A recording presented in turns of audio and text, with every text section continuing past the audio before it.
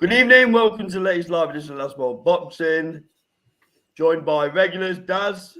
Good All evening, right, Darren. evening. Good evening. And Ander, good evening, Ander. Evening, lads. How are we doing? Yep. There's only one place to start, and that's Crawford Spence review.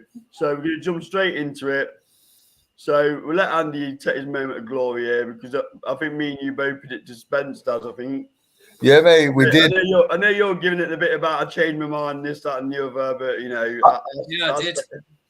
I tend to stick to my convictions a bit. Yeah, mate, I proved it though, didn't I, Andy? I proved. Yeah, he showed me his betting slips. I proved. I sent one about 8:30 this morning. Yeah, I proved, mate. I had chance to, watch a bit of footage of what's been going off lately. So I changed my mind. I don't know about you though, Daz. Weren't you a bit disappointed with Spence? I don't want to sound like I'm taking it away from Crawford and his performance, but clearly Spence wasn't himself. You look weight drained to me, mate. I've no idea. Yeah, for whatever reason, I don't know whether it's effects of the car crash, whether it's weight drained. But I will say, what a refreshing attitude Errol Spence has got. He's basically, how he's conducted himself since. He's like, is a lesson to is a lesson to a lot of fighters, and it also could be a lesson to a certain female fighter as well. If she chooses to take it. So I'm a little bit gutted, lads. I don't know if you was on this show, Colin. It might have been the show when you was away, but we spoke about this fight, me and Daz, and I predicted a very one-sided Crawford win. Yeah, you did, yeah. And that was a few weeks back. And then I changed my mind, thinking, well, maybe I'm being a bit stupid here. And I've always stuck to my convictions that I don't think Spence has been the same since his crash. Now, that was in 2019, so we're talking the best part of 4 years ago. Yeah. He's only fought, is it once since then? I think it's twice. And he hasn't looked very good in them fights. I think a bit unfair. Ugas fight wasn't a bad fight, was it? It still didn't look great though, Carl. He should have been destroying Ugas with his talent before that. But that was why I come to the conclusion that I did that Crawford was going to do a number on him. And then obviously I changed my mind. I said it'd be a points decision to Crawford on the show. But I know what you guys are saying. I'm taking absolutely nothing away from what Terence Crawford achieved, because to beat somebody of Spencer's caliber, even if Spencer dropped a little bit on level, the way he dealt with him, he made Spence look like he was European level at best. I mean, Spence maybe landed 2 clean shots on him all fight. Crawford didn't waste a thing. His counter punching was outstanding. Spence just had no answers, lads, and I don't think having no answers in a fight is down to losing a little bit of pace or a little bit of power or a little bit of anything else. It's just down to the fact that one fight is better than another fighter. Well, that version of Spence clearly wasn't good enough because he didn't do anything that I thought he was going to. I thought he'd be the stronger fighter. I thought he'd push Crawford back, which he couldn't do. In the clinches, Crawford was a stronger fighter. I think there's a bit of a misconception about Crawford's power. I get what you guys said on Thursday that Spencer's the bigger fighter. He probably does punch a bit harder at this weight. But when you look at it's his timing, mate. It's his timing. Yeah, but when you look at his record, he's got a 77.5% knockout. Yeah, he can punch. But it's his timing. But if you look after it first. Spence, I mean, that first knockdown, the counter was very, the right hand, and then it was a straight left like a jab. Listen, minimal. Spence should not have given him that. Spence were overreached. Spence, for some reason, after the first round, started overreaching, and it was like, well, it's the worst thing you can do. I thought his balance was shit all night, Daz. I'll be honest with you. I thought his balance was all over the shop. It wasn't great at all. I mean, that counter off the ropes was outstanding for that. Mate, he's a fantastic fighter, but you fought Crawford's fight for me. That's what I thought all the way through. You're fighting Crawford's fight. Yeah, there was no. I don't know, mate. It was like, do you know what? Sometimes I watched it and thought, it just seems like Spencer's thinking, do you know what? I ain't got it here. I'm just going to take my lumps, and when it's over, it's over. Lads, how good was Crawford's jab? Oh, very good, mate. Yeah, very good. But then Spence had a non-existent jab, and that's normally his best weapon. Yeah, and it wasn't there. I mean, his jab should have been really negating Crawford's jab. Listen, calls it spot on. He fought into Crawford's hands, but Crawford still had to do what Crawford had to do, and he did it very, very well. He'll have regrets, though, Daz, won't he? Spence will have regrets this morning. Yeah, whether it's, listen, for whatever reason, whether it's the car accident, whether it's weight, whatever, I think anybody who knows boxing and who's got a little bit of, I mean, listen, we're all over Twitter today. You know, Crawford stops Mayweather. Prime Crawford stops Mayweather. All this. No. You know, Crawford's the best welterweight of all time. You know, listen, come on. He's beat Spence, right? And he's beat him very, very, very convincingly, right? But that wasn't a great version of Errol Spence. But let's not take away from what Crawford's done. Who has he beat previous, and who has he looked spectacular against? Hold on a minute. Let me finish. I'm not liking this line of conversation. No, let me finish though. I'm talking. So you think he's best welterweight ever? No. Did you say that?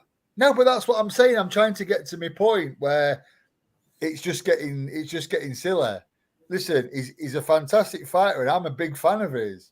But you get it after every fight where people are saying, you know, he's the best welterweight in the world. He would have beat Sugar Ray Leonard, Thomas Hearns. He would have beat Mayweather and all this. Listen, he's beat David Avanesian. He's beat Ricky Burns. He's beat. Come on, show me a couple more. The thing is, Daz, he can only beat who's in his era, right? He's now a three. Well, he was already before this fight a 3-weight world champion, but he's now undisputed at 2 weights.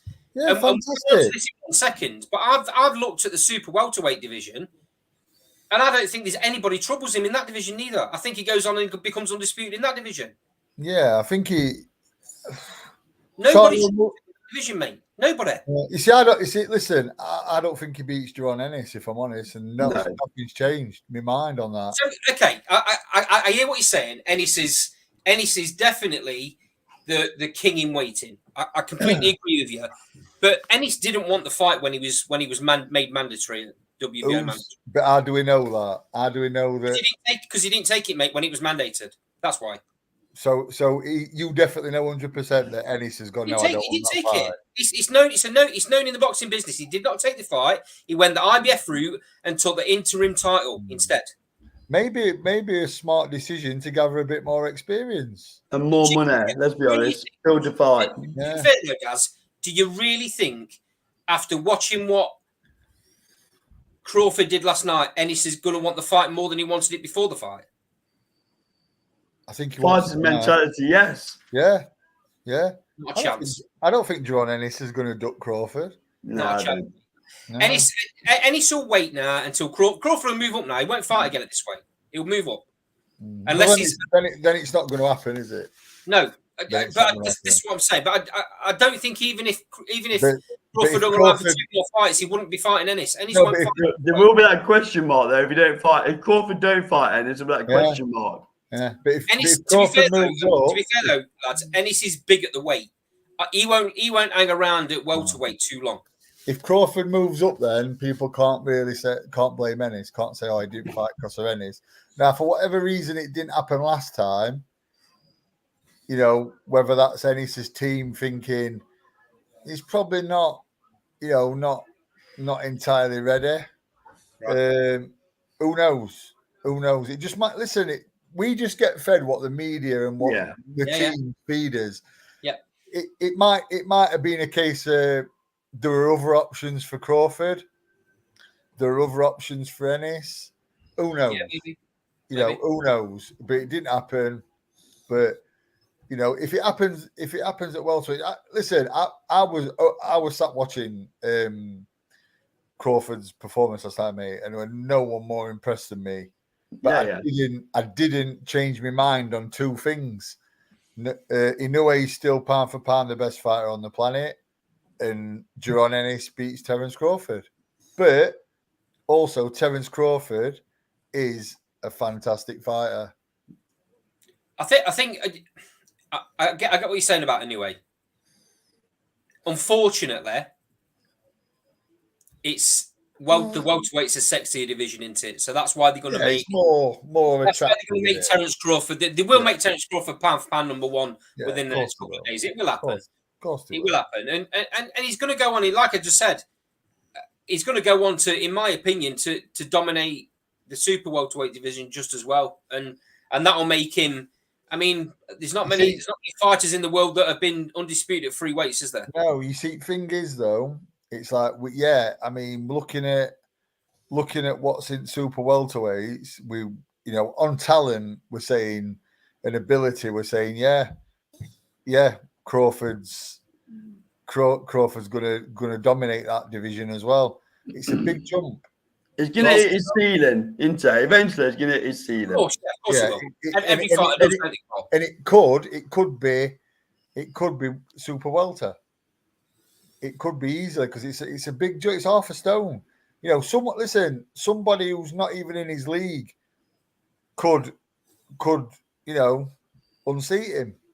They could, but the way he fights, the fact that he has this uncanny ability to be just out of range for shots, slip shots amazingly well.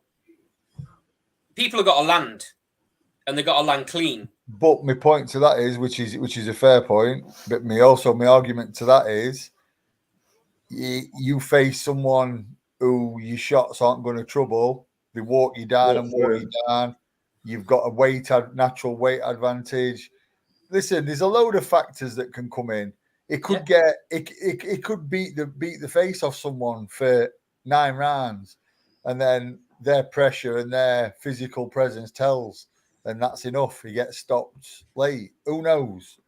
It could also have a scenario where that happens and he gets through it and then thinks, you know what, I'm going back down to welterweight. Carl, do you want to just pick those two comments up from Stephen Sorby? Yeah, if you see, I've responded to him. Yeah, but a lot of people might not see that. I just thought we could comment. We could comment on him. So Stephen says, more people than ever have a voice now due to the number of networks and social media outlets available. All that matters is what you as an individual believe, as long as you can justify your reasonings. Which I think is a fair comment. Yep. I think Stephen's going to join the stream in a minute, so let's carry on and we'll wait for him to join us. Okay, nice one. So let's go back to what you mentioned earlier on, Gaz, about people saying Crawford's the best welterweight ever, or he would have beat this fighter, he would have beat that fighter. The amount of talent that's been in the welterweight division over the last 50 odd years. Yeah, mate. Listen, people were saying, I think I saw one on Twitter that said, I wish I had a snapshot of it, to be fair. I nearly did. Somebody said that he beat Sugar Ray Leonard, he beats Thomas Hearns, and he runs Sugar Ray Robinson close. I think people get excited, don't they? Let's be honest. I mean, what I said about, listen, he's beat Ricky Burns, he's beat Kell Brook, he's beat David Avanesian, he's beat Errol Spence and others. listen, that does not qualify you. He wouldn't have beaten Mayweather. Let's just put that out there as soon No, as. mate, I don't know. Listen, it'd have been an interesting fight. It'd have done well. But he wouldn't have beat Floyd, mate. Listen, that's Floyd. And then we talk Sugar Ray Leonard, and then we talk Thomas Hearns. But you see, then I think, yeah, listen, if you think he'd have beat Floyd, I sort of like think, No. yeah, that's your opinion. But then you're talking Sugar Ray Leonard. Listen, I think Floyd would have hung with Sugar Ray Leonard and Hearns. Every day of the week. Yeah, but then you're talking, when you start going to, it'd have hung with Sugar Ray Robinson. I'm like, oh, come on now. Do you know what I mean? You're talking the greatest fighter to ever lace a pair of gloves on in history, in the world. And people will probably be saying same thing in 100 years. Sugar Ray Robinson's the greatest ever to ever lace a pair of gloves on. Do you think welterweight was Ray Robinson's best weight? It was his best weight, without a shadow of a doubt. So there's a few other names on this list that I've looked at, mate. Does Crawford beat Trinidad? No, I don't. I think you would. Does he? I think Trinidad's jab. Trinidad's jab and makes a difference with that. However, Trinidad was a bit vulnerable. You didn't have to look for him, Daz, did you? No, it was, to say that it was a bit vulnerable, it was overly aggressive. What about Pernell Whitaker then? Oof, now that's a fight. Yeah, that's a chess match and a half, that. To be fair, mate, I'd fancy Sweet Pea with that. Right. You being nostalgic there, though, Daz. Razor close. Because when people are making these, when people are making these big statements, Daz, they're making them because they probably haven't. It might be kids that are maybe in the 30s or 20s. I tell you what though, just sorry to cut you off. Crawford beats De La Hoya. Crawford would have beat De La Hoya. He'd have beat Bazooka Quarter. Manny Pacquiao at welterweight. Again, mate. Pacquiao's was rapid speed. I mean, see, it's okay. Okay, I'm going to go through. It's got me thinking. On the list. It's got me thinking that. Mate. What about Conor Ben? No chance. Conor Ben destroys everyone. Okay. What about Miguel Cotto? Oof.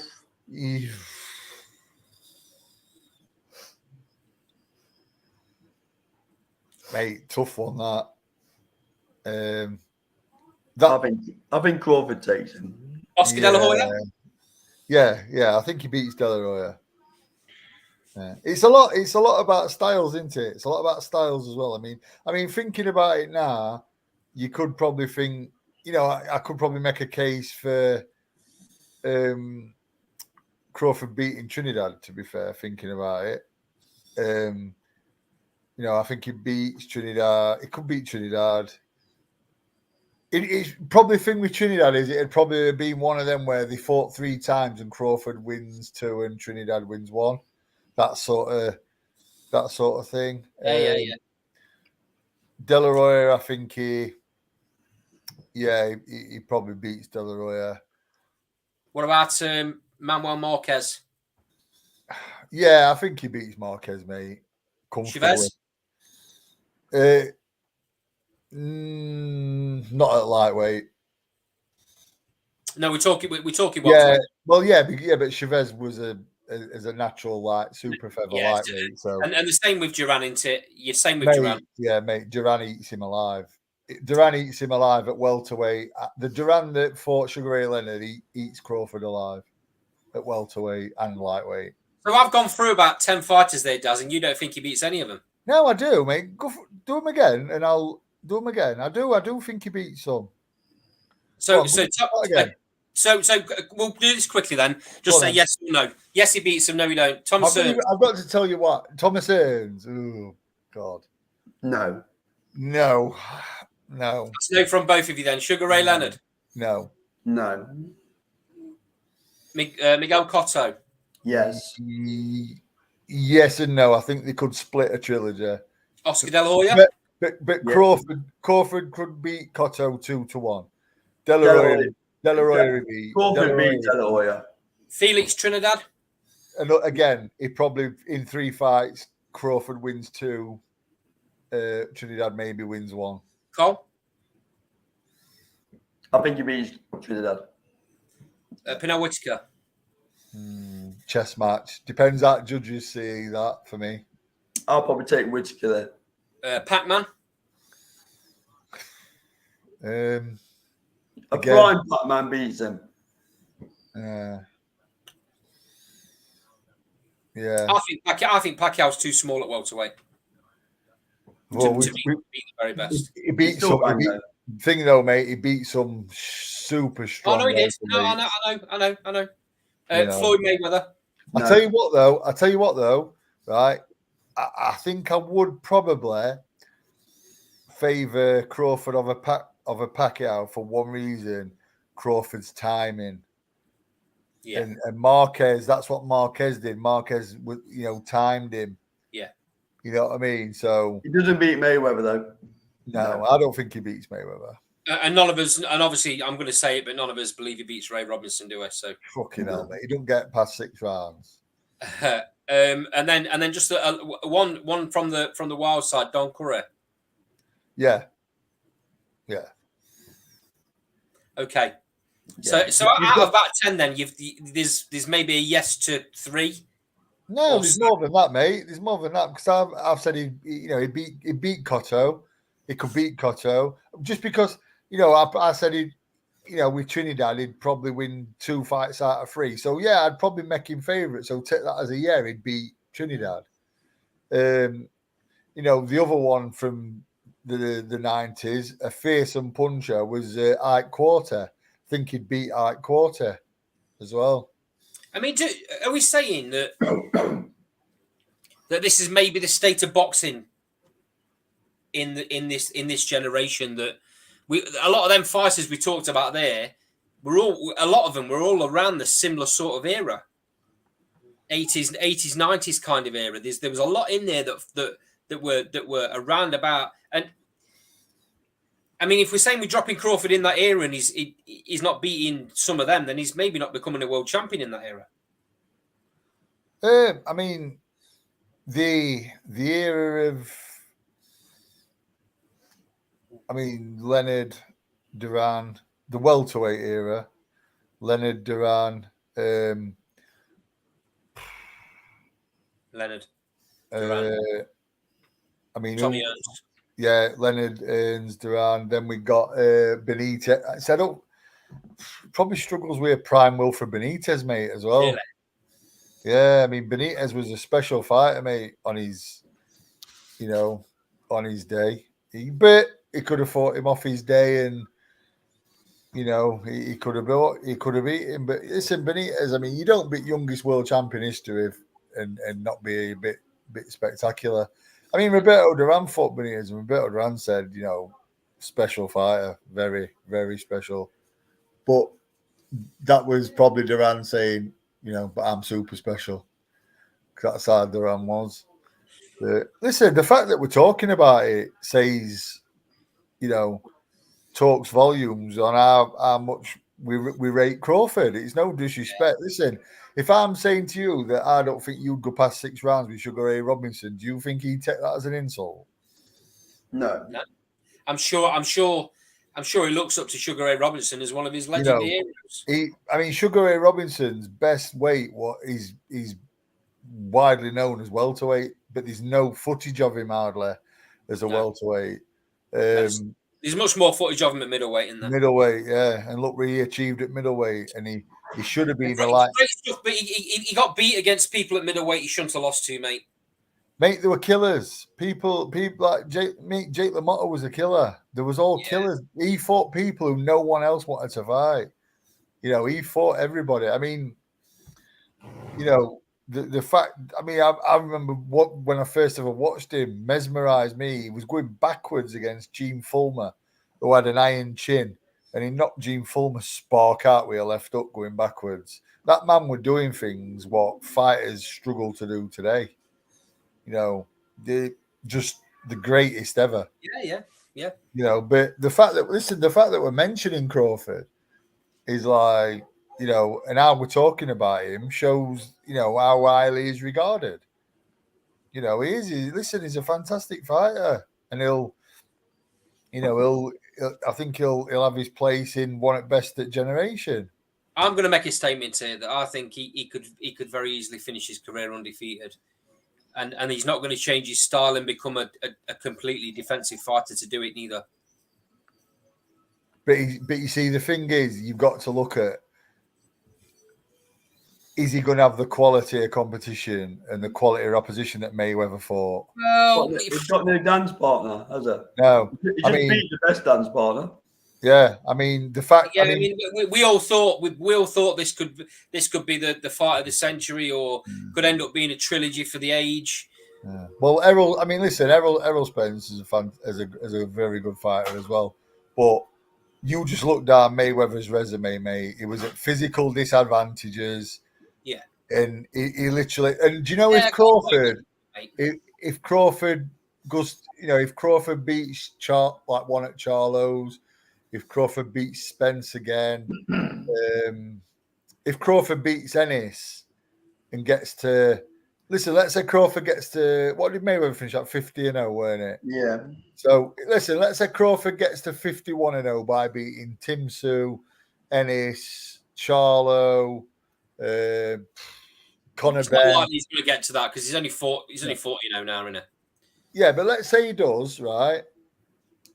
And then people are just going to turn around and say, well, just look at the level of opposition and then look at Mayweather's. They're always going to regard Mayweather higher. Yeah.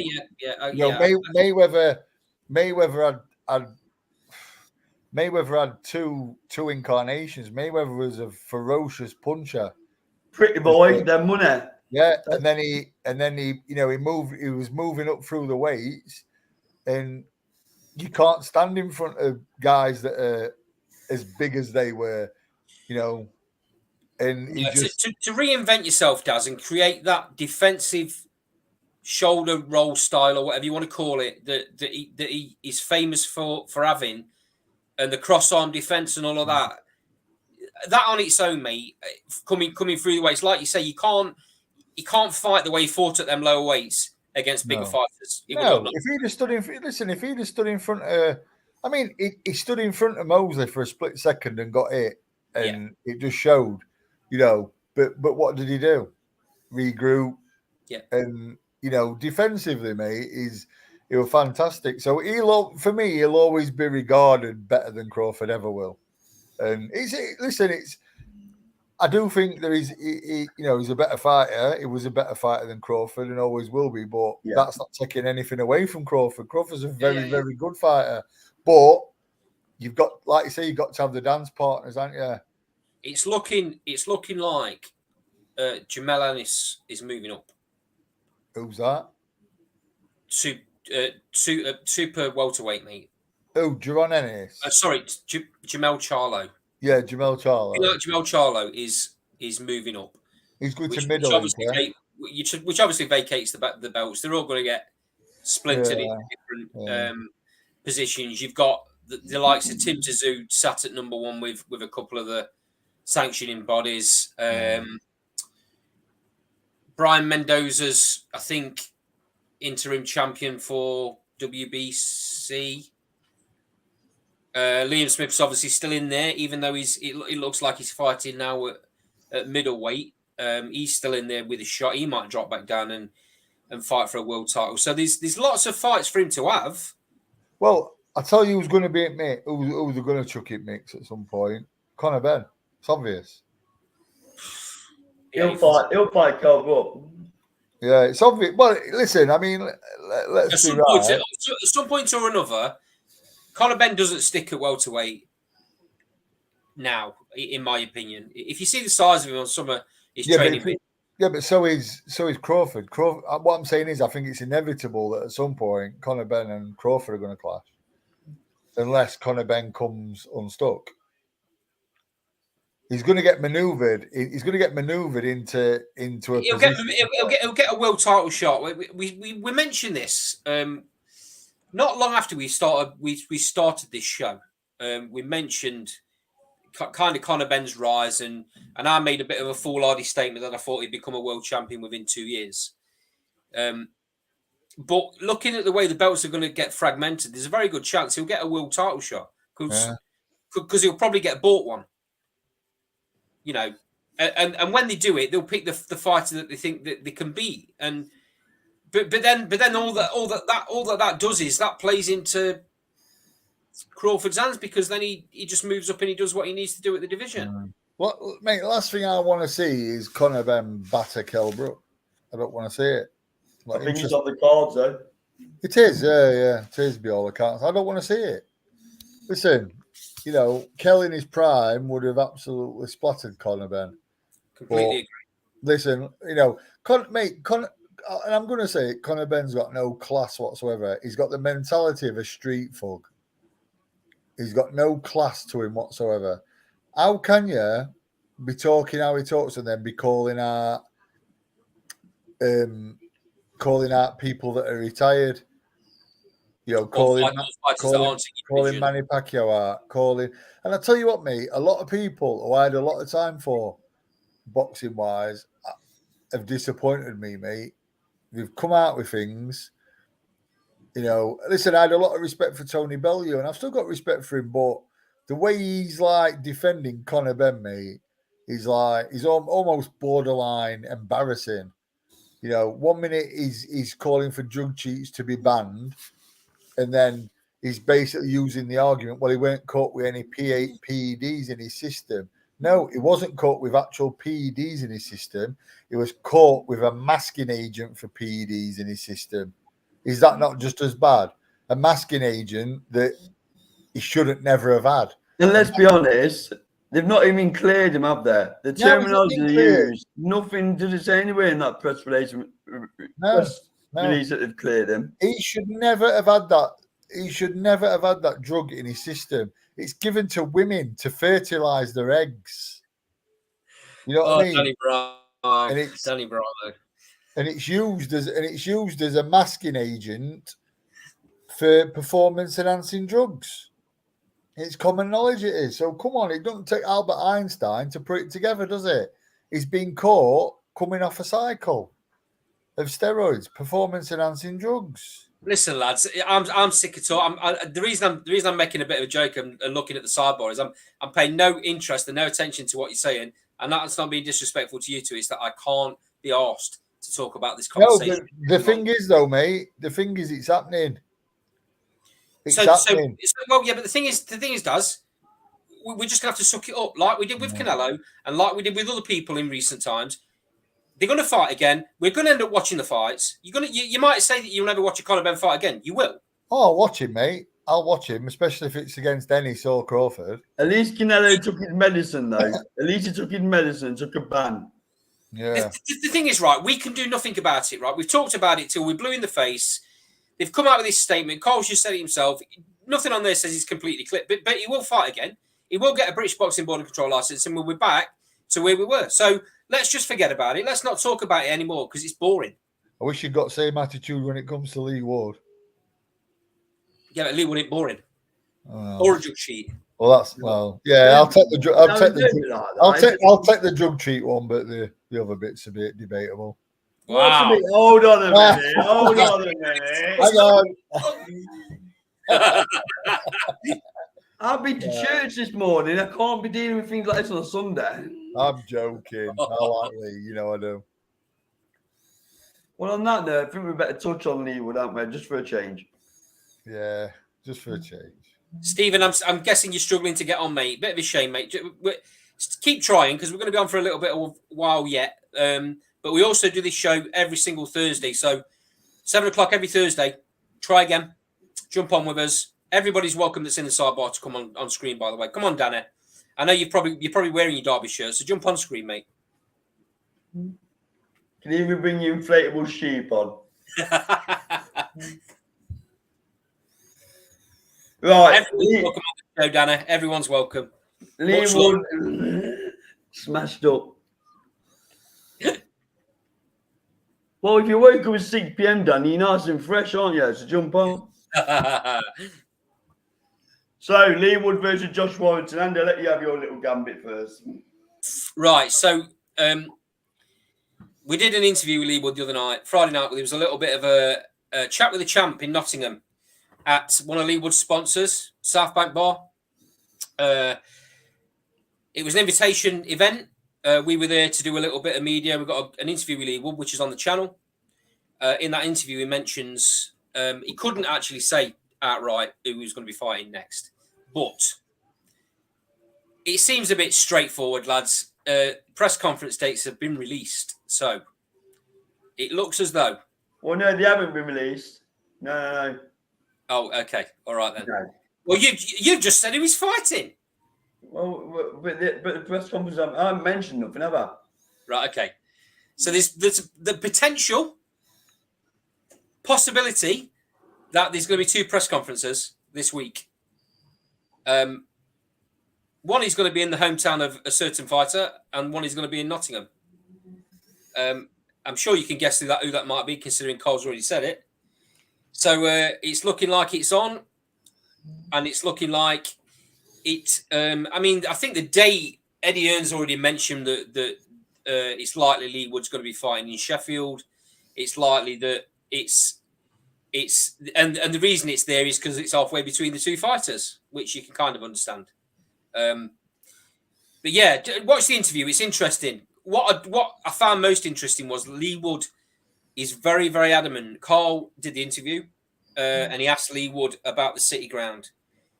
And by all accounts, the reason this fight isn't at the City Ground is because we've just laid a new pitch and it takes a little bit of time to bed in.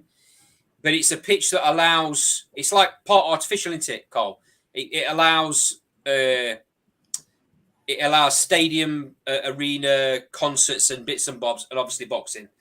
So Lee Wood has come out and said that he wants it in his contract, or has got it in his contract in this fight, that his next fight has to be at the City Ground. Otherwise, he don't fight again. Does that providing he wins, obviously? Yes. Yeah. Yeah. You would think so, wouldn't you? You mean when he wins? Yeah. I mean, unless there's a rematch clause in there for a secondary fight, give or take. Anyway, does that often happens, don't it? Do you want to pick some of these comments up, Carl? So, Stephen says, agreed about what you're saying about the Conor Benn situation. PEDs have been prevalent in sports for decades. He goes on to say, it's been a far from surprising state of affairs regarding Benn over the past year. So much so, I've hardly raised an eyebrow during the whole saga.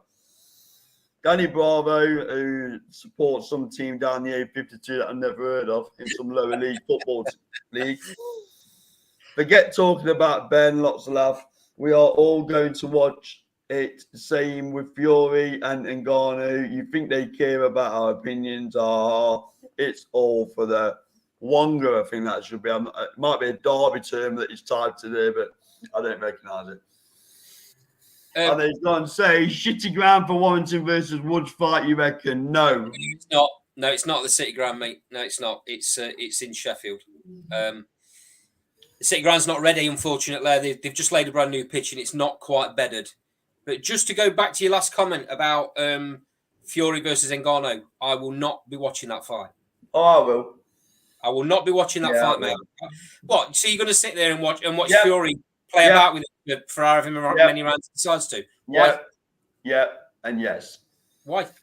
So just coming back to Danny Bravo. Danny, just to let you know, I'm not actually a Forest fan, but I dislike Derby more than Forest, just so it's on the record.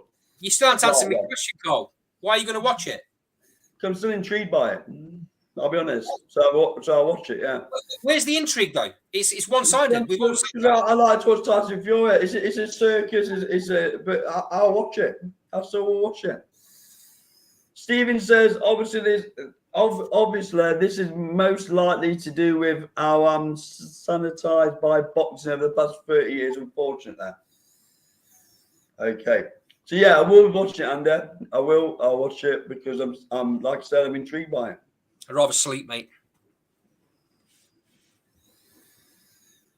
Danny Barber says on that 2% chance Ngannou chins him. Probably similar chance of you getting out of League One this season.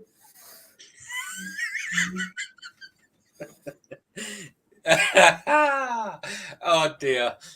And that's not coming from the Forest fan on the channel, mate.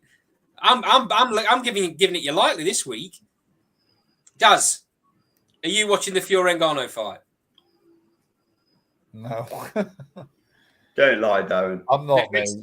Don't lie. I'm not. Honestly. Don't lie. I can tell by the way you took a while to answer it. You were watching it. Mate, I didn't even stay up for Crawford Spence, so I ain't going to stay up for that shit. Well, you're not going to stay up because it's UK time. Where is it? It's going to be over here, isn't it? Oh, I don't know. Saudi Arabia, isn't it? Yeah, Saudi Arabia, so it'll be like 9, 10 o'clock. On a Saturday. When you could be out on the piss. No, I'll be out with my missus. I'll be out with my missus and mother and father-in-law playing bingo at local. Anyway, moving. I'd rather listen to what Danny says. So Danny says, "I'm an Amish fan anyway. Used to live in Derby, so you're still used to not winning anything, then, aren't you? As an Irons fan, let's be honest. I mean, what club has a song about blowing bubbles? I'll leave it with you."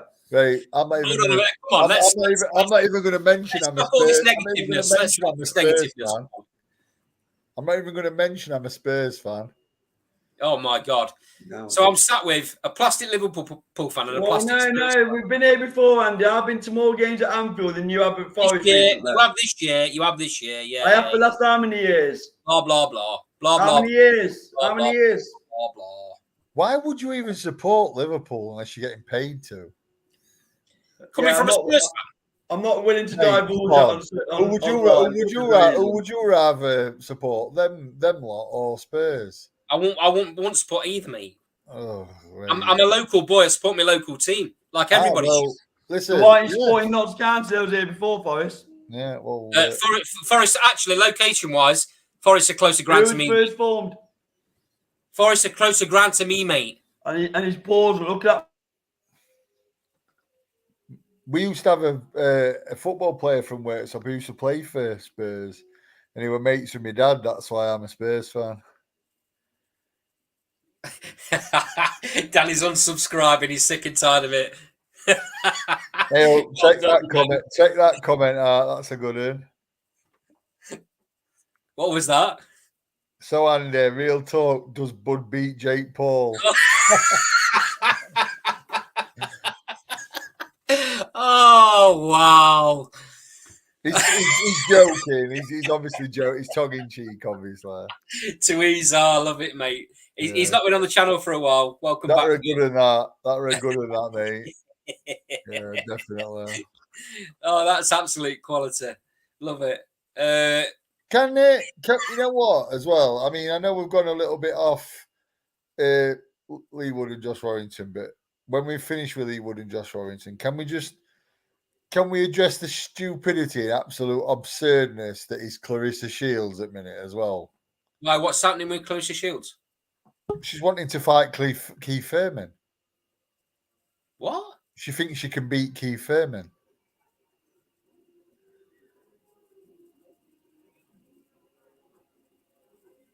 Yeah, true. She's actually thinks she can beat. She thinks she can outbox Keith Thurman. Are you having a laugh, mate? No, I'm being serious. Well, obviously that fight will never happen. They'll never. No, of course it won't, mate. She's absolutely off her trolley, mate. Is it? It's like I've had some. One of my pals has shared today a video of her, and he says I think she could do eating a spoonful of humble pie. To be fair, and I've just put, listen, she's a fantastic fighter, but she's an absolute fucking idiot. Stephen Cole, just drop the link back in for Stephen again in case he can't find it. Let's see if he can get on just before we leave the show. I'm a bit staggered by that. I'll be honest. She's done a lot. She's done a lot in the last year to turn a lot of boxing fans around to to how good she is as a fighter. Now, a lot of people don't like her smack talk, which is fine. But she's turned a lot of British fans to a belief that of how good she is, and then she goes and says something like that. She's a good fighter. She is a good fighter, but I tell you what, mate, it was a case with Savannah Marshall. Again, it was a case of Savannah Marshall playing into her hands. Do you know what, mate? Savannah Marshall, I said it before the fight. Savannah Marshall needs to back her up with jab, which she did back her up. Is she good enough? Oh, Savannah. Yeah. Yeah, mate. Yeah, because I think so. I'm not convinced now. Right. I thought so before the fight. I thought Savannah I'll tell you why. She had Clarissa on the ropes, right? Most of that fight. But then all she did, she looked for big bombs to try and knock her out. Right? Easy work for Clarissa, that. Easy work just to read him and counter him. I think Clarissa's a kryptonite, Daz. I think she's got her number. Well, if Savannah Marshall had have been a little bit more cautious, a little bit more intelligent about it, touched her with jab a couple of times, thrown a fast right hand, and then come back out, taken the counters away. Savannah's feet in that fight were terrible for some reason. If she'd have done that, she'd have forced Clarissa to push the issue because she'd have been winning rounds, Savannah. But if Martha had a dick, she'd be Arthur, wouldn't she? Yeah, listen, she didn't do that. She didn't do that last time, and Clarissa won. Simple as. But just a question, Daz. Has Cruz got a rematch clause in not that I know of, mate. I don't think it's been mentioned. I mean, I wouldn't want to see that again. Right. So if she hasn't, then the likelihood is Clarissa Shields is going to step up and fight her at super middle. Super middle. Now that should make the fight even more heavily weighed towards Savannah Marshall, shouldn't it? Well, I mean, Clarissa seems to think that she struggles to make middle as well, but I'm not sure about that. I'm just a big believer that Savannah got the tactics horribly wrong. I think Savannah thought she was going to hit her and bomb her out. She's not good enough, Daz. She's not good enough. I don't think I think she thought she was going to punch.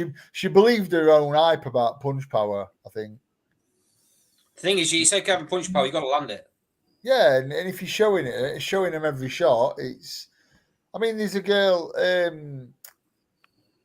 who's in line, Shadacia Green. Yeah. I mean, she's mandatory for Savannah.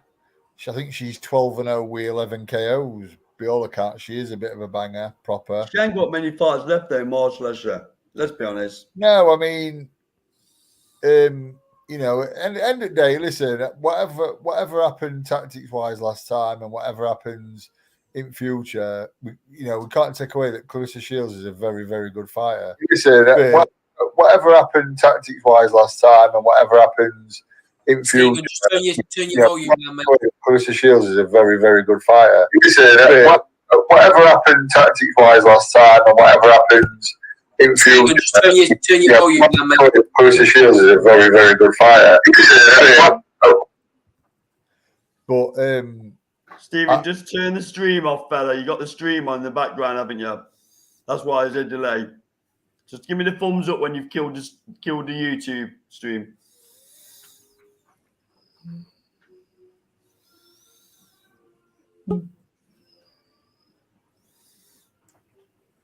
I think Imran's waiting as well. But yeah, whatever happens, whatever happened tactics-wise and whatever happens in future of them, Clarissa Shields is a very, very good fighter. But she doesn't do us any favours with saying that she wants to fight Keith Thurman because she believes she can outbox Keith Thurman. He's just absolutely ludicrous. Do you know what I mean? Yeah. Stephen, give us a quick hello, mate. Make sure we can hear you. Hello, chaps. Can you hear me? All can good. do, indeed. Brilliant. Welcome to the show, mate. First time on, I believe. Thanks for joining us. Much appreciated. Imran, how are you, pal? I'm good. How are you? Yeah, very good. So obviously we've given our opinions on Crawford Spence. Stephen, you being first time on the show, Imran's been on there 1,000,001 times. He can wait 5 minutes. Let's have your breakdown, Stephen, of what you thought of the fight.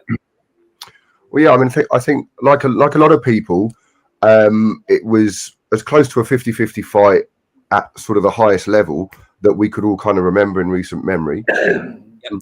But it was also, again, one of the few fights that I've ever seen where it ended up being so one-sided, whereas going in it was so 50-50. Every scenario that I kind of foresaw, over the coming weeks and months, even the last 2 or 3 years, imagining any scenario for like Crawford winning or Spence winning, I never foresaw that. I never foresaw one round where Spence possibly nicked the first, more so through Crawford not doing anything aesthetically judge-worthy. It's purely a case of his computer-like mind working out what he needed to do for the rest of the fight in order to. It's just about distance, it's about timing, just about sussing out, like both of them have done throughout their whole career. You look at Spence, he did that against Brook. I was there at the Brook fight at Bramall Lane, and I watched the fight. I've watched the fight so many times, but I watched it again last week. And I can justifiably give Brook the first 7 rounds. You can justify it. There's obviously a few swing rounds, but the fact that Spence then basically took over bosh in 3 rounds, 8, 9, 10, job done. And we've seen Crawford do the same thing throughout his career, almost willingly dropping around, or not so not nonchalant or arrogant, but just so assured in his own ability that he's prepared to lose around. Something that Canelo has got into a habit of doing, but his style, I mean, I don't want to go on about Canelo and waffle on about other boxers, but you have to be of a level and of the shortness of a Mayweather, of a Crawford, of a Spence. Gervonta Davis. Yes. Yes. But, I mean, look, that raises another argument. Gervonta Davis is able to do that because of the opponents. A boxer can do that against whoever they wish to, as long as they have the right opponent in front of them. And I think that Spence and Crawford have always been of that half a level at least above all of their opponents. We even going into the fights beforehand, with Brook back in 2017 and Crawford's opponents, you never know what's going to happen. But it's never, even when it's been a 50-50, it's just been a matter of time where it's quite clear that Crawford and Spence have always been a half a level at least above their opponent. And Gervonta Davis he's done that his whole career. The thing is, what Davis hasn't done, which Spence has done, which De La Hoya did, which Trinidad did, which Hopkins did, which all the greats have done, they have tested themselves against the very best in their respective weight divisions. And if Tank Davis wants to go down as a decent super featherweight, then he can just crack on and keep doing what he's been doing. But if he wants to go down as anything more than that, more than just a little asterisk in the history books, when we look back at the great champions, at the moment, he's never even won a belt at lightweight or light welter, regardless of the WBA, normal championship. So that is the difference. Gervonta Davis is that good. Gervonta Davis potentially is the best boxer in the world, but the proof's in the pudding. You've just got to do it. I mean, De La Hoya wasn't the greatest of all time, but I tell you what, those 39 wins and 6 losses, those 6 losses, probably in a lot of them, at least 4 of them, were examples of his best performances, his best fights. Yeah. So and that's what people should remember. How many people would actually remember the Morales Barrera trilogy results? Do people remember how controversial the Morales win was at the first one, to the point where it was like, oh, such a great fight has been spoiled again by bad judging. Nobody remembers that now. People just look at Morales Barrera, you just talk to the man in a pub or whatever. They might not even have said, oh, they're the best, Morales and Barrera fighters like that, because their reputation precedes them in a good way. You don't even have to have watched the fights. What Tank Davis has not done yet is that he needs to be. It's not. Look, I'm not going to be politically correct and say it's not about winning. It's about taking part. What it is, in boxing, it's about it more than any other sport. It's about competing, because, like De La Hoya, 6 losses. The man on the street doesn't know that. They just know that De La Hoya, he's up there with your Leonards and your Hearns in terms of chat and talk. You know, you talk about Ben and Eubank. What was their professional record? Not a lot. Yes, not a lot of people are really bothered about the wins and the losses. They're bothered about the fact that they got in there and they've done it. Boxing's one of the few sports where there isn't a season, there isn't a league, there isn't a tournament, there's no prerequisite, there's no sort of, as we know, there's no overriding governing body to create a necessity or an essential sort of format that any boxer has to undertake. So it's up to the boxers to create their own legacy. And Tank Davis, as much as I recognise how good of a boxer he is, he has not done that. So he does not even qualify. Steve, just coming back to Crawford, I asked Daz earlier on where he sat amongst the greats. Daz made a comment about lots of chat on social media that everyone's saying he's the greatest welterweight after that performance, and I ran through some names, and Daz gave a yes or no on whether he thought Crawford had beat him, and maybe a bit of a 50-50 split there. Where do you think Crawford sits in amongst that league? I think it's a double-edged sword, isn't it? We can't knock the people who are talking about boxing, even if they are casuals. You know, we can't be too harsh on them. If people are making headlines saying the greatest welterweight ever, look, people like us, we know the reality, but we can't start knocking people who are saying that, because we got to be careful. We've got to keep those people watching boxing. We don't want to start arguments with fellow boxing fans of such, even if they're not on the same sort of level as maybe our understanding and history of the sport. What Crawford did last night is he put himself in a chat, I guess in 10 years' time, you can create the top 100 welterweights of all time. He goes in there somewhere.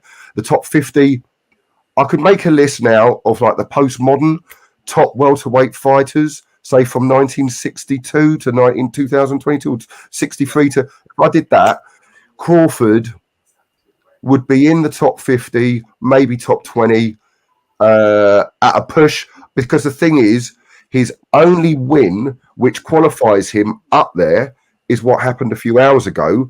And I know that Spence isn't making any excuses, but that wasn't 2017, 2018. That wasn't even 2022, Spence.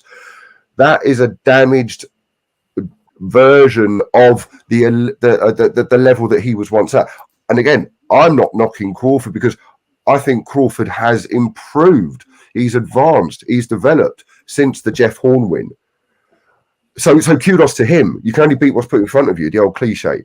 So I think Terence Crawford still has plenty to do if he wants to be anywhere near the top 10 of the last 60 years.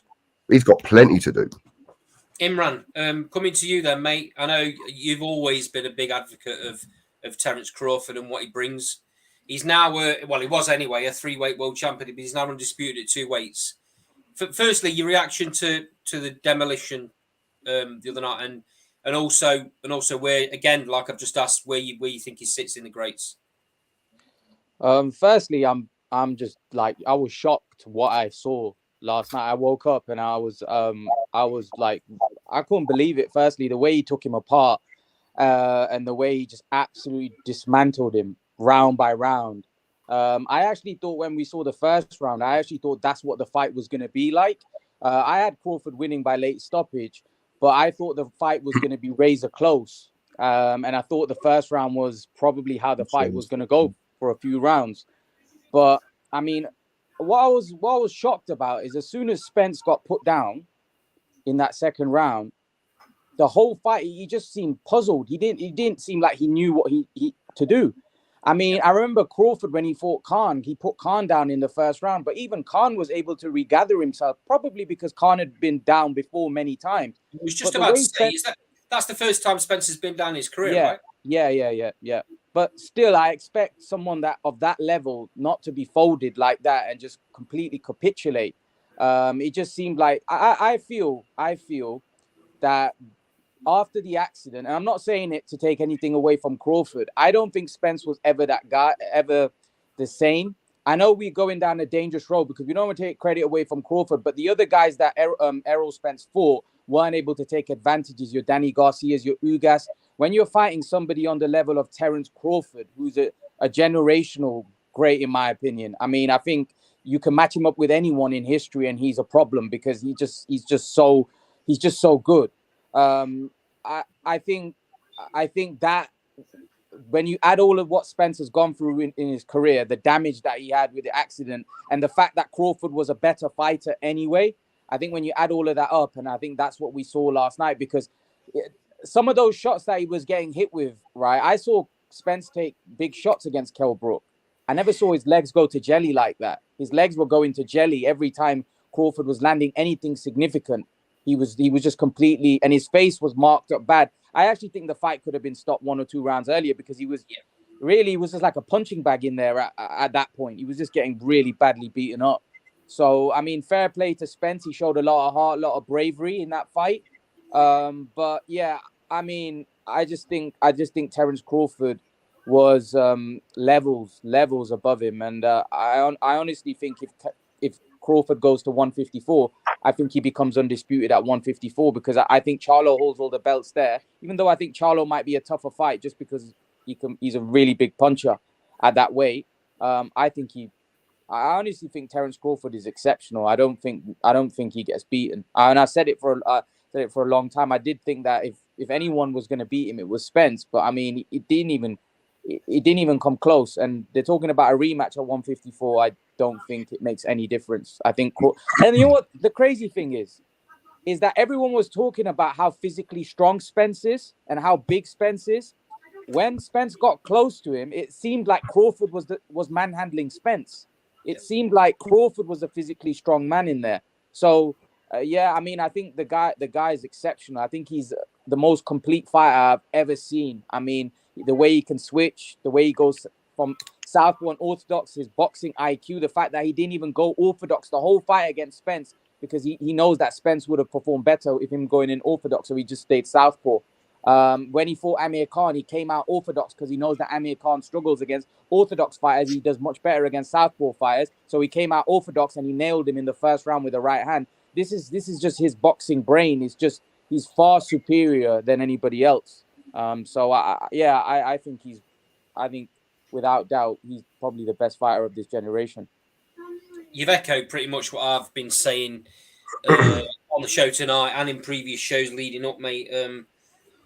I don't want to take anything away from Crawford because I'm of the same opinion of you. I think he's the best fighter of his generation, and I think he competes with the majority of legendary welterweights. I'm like Daz. I don't think he beats them all, but I think he's definitely in with a shout in the fights.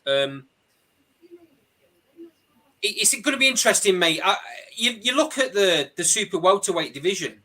Yeah, I mean, the rumours are that Charlo's moving up, so then belts are going to get fragmented. Now, Charlo looks at that fight last night. Do you think he wants to go anywhere near Crawford? The problem is that Charlo's fighting Canelo next. Now he's moving up 2 weight classes to fight Canelo. What's going to be left of Charlo after that? I mean, we've seen guys move up 2 weight classes, and we've seen what happens to them. Yeah. And Charlo's not. He's not a boxer. He's more of a guy that imposes his physicality, and he's a big puncher. But how's he gonna impose his physicality and be? I mean, Canelo's got a granite chin, and Canelo's very strong, and he's a good boxer. He's a better boxer than Charlo as well. So I don't see how Charlo wins that fight. And the other thing is, I don't see how Charlo comes out of that fight with no inflicted damage.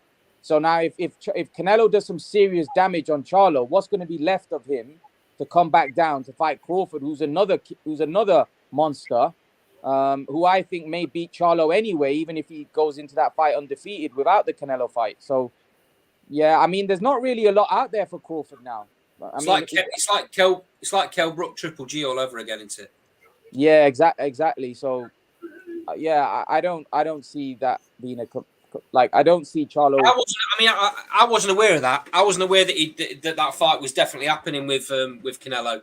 Yeah, there's absolutely no chance. Now you've said that, mate. I mean, the rumours are he was moving up anyway. There's absolutely no chance then if he's moving up 2 weights to fight Canelo, he's not coming back down to super welter. Back down to super welter. It's not happening. No. Which means the belts get fragmented. So I'll come to you on this one, Daz. We've already spoke about it, but we'll go over it again. Do you think Crawford moves up next?